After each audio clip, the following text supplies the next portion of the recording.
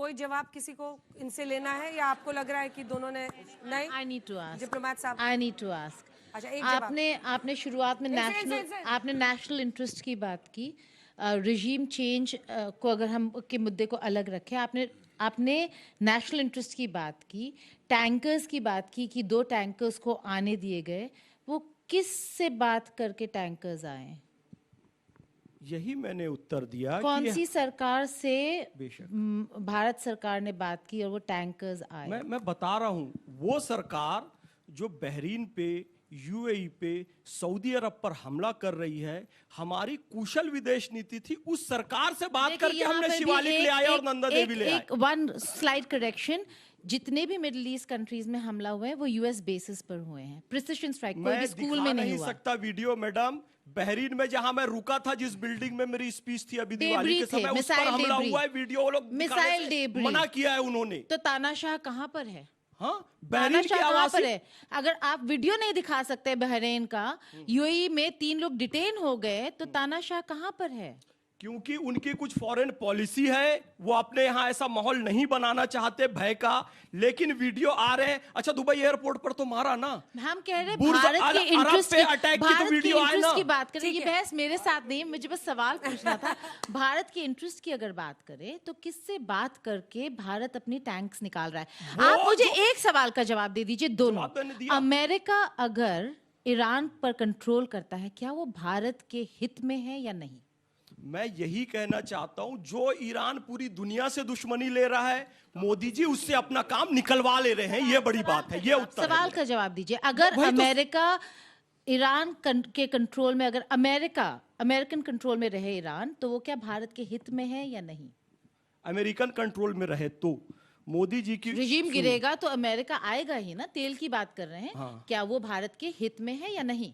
मैं ये कह रहा हूं, पूरा मैंने पहले ही उत्तर दे दिया है कि दुनिया में क्या क्या स्थिति बनी अमेरिका, इजराइल और ईरान को लेकर। फिर भी मोदी जी की कुशल विदेश नीति रही है। बिल्कुल रहेगा, क्यों नहीं रहेगा? अगर अमेरिका यदि ईरान में रहेगा बैठे तो वो हमारे हित में है। अमेरिका यदि ईरान में रहेगा या फिर इजराइल ईरान में रहेगा या कोई भी रहेगा, हमारे विपक्षियों ने स्वीकार कर लिया है, अब्राहमिक एकॉर्ड को रोकने वाले मोदी जी हैं, तो जोड़ने वाले भी मोदी जी होंगे। मैंने ठीक है, तालियों के साथ आप दोनों का बहुत बहुत धन्यवाद। लेकिन इस बीच आप दोनों जाइए, और जो पहले स्पीकर है रिबटल राउंड के लिए हम उनको बुला रहे हैं। आप में से कोई ऐसा है जो गमछा बदलना चाहता है?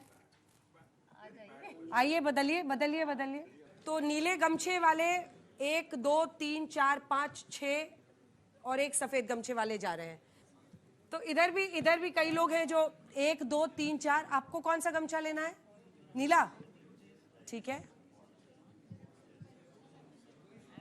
नहीं, आप अपनी जगह पे ही बैठ जाइए, क्योंकि जगह फिर एक्सचेंज करेंगे तो दिक्कत होगा। 2 2 4 लोग इधर भी हैं और इधर भी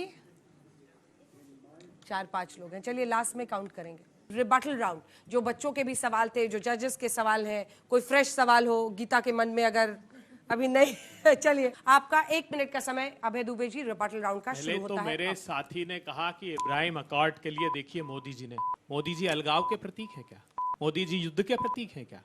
भारत का प्रधानमंत्री जी युद्ध का प्रतीक नहीं हो सकता। पूरा विश्व चाहता है कि इब्राहिमिक अकॉर्ड के अनुसार वो साथ में रहें। गीता मोहन जी ने बहुत प्रासंगिक प्रश्न किया, क्या भारत के हित में है कि अमेरिका ईरान को कंट्रोल कर ले? जिन 6 स्थानों पर, जीसीसी में जिन 6 स्थानों पर हमले हुए ईरान ने, क्यों किए?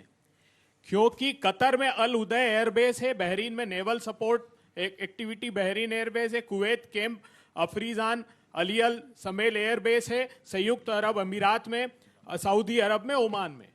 अमेरिका ने कहा कि मैं तुम्हें सिक्योरिटी दूंगा। वो देश आज कह रहे हैं कि हम, आपने वादा किया था डिटरेंस का, आपने वादा किया था हमारी सुरक्षा आप देंगे, तब हम ये क्रूड ऑयल डॉलर में बेचेंगे। लेकिन ट्रंप साहब हमारी सुरक्षा आप दे नहीं पाए। तो भविष्य के विश्व में याद रखिएगा, ये होगा कि अमेरिका का जो पेट्रो डॉलर है वो कोलैप्स होगा। और मैं प्रधानमंत्री से आग्रह करता हूं, एक 10 सेकंड एक्स्ट्रा दे दीजिए सर मुझे भी। मैं प्रधानमंत्री जी आपसे पूछना चाहता हूं, ब्रिक्स की सदारत आप करने वाले हैं, 10 सेकंड हो गया। क्या ब्रिक्स बैंक पर आप सहमति देंगे? क्या लोकल करेंसी में आप खरीदने की अनुमति? जल्दी सर, ये तो नियम वाला है। दुबे जी, आप तो हमेशा आते हैं गुरु। चलिए संगीत रागी जी, आपका 1 मिनट का रिबटल राउंड में समय शुरू हो रहा है अब। देखिए, अमेरिका के कंट्रोल में ईरान हो, ये हमारे लिए अच्छी बात नहीं होगी। लेकिन आप ध्यान रखिए, जितने भी खाड़ी के देश हैं, चाहे वो सऊदी अरब हो, यूएई हो, बहरीन हो, सब जगह अमेरिकन बेसेस हैं। लेकिन हम प्रॉस्पर नहीं कर रहे हैं क्या? नहीं प्रॉस्पर का 90 लाख से ज़्यादा लोग वहाँ पर काम रहे हैं और उन सबों के साथ हमारे बहुत अच्छे रिश्ते हैं, हम काम कर रहे हैं। लेकिन हम चूंकि 3 हिस्सा है इसके, एक अमेरिका है जो हमारा सबसे बड़ा ट्रेड पार्टनर है, एक इजराइल है जो हर क्राइसिस में हमारे साथ खड़ा होता है, और एक ईरान है जो एक मित्र देश के रूप में है। ऐसी स्थिति में भारत को कहां खड़ा होना चाहिए?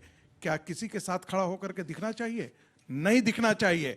हमको लगता है कई बार silence is also part of the foreign policy. हम वही कर रहे हैं, अपने नेशनल इंटरेस्ट को प्रोटेक्ट कर रहे हैं। और हमारे जहाज, उन्होंने पूछा था जहाज किससे पूछ करके, बिल्कुल ईरान से पूछ करके आया है, इसमें कोई दो राय नहीं है।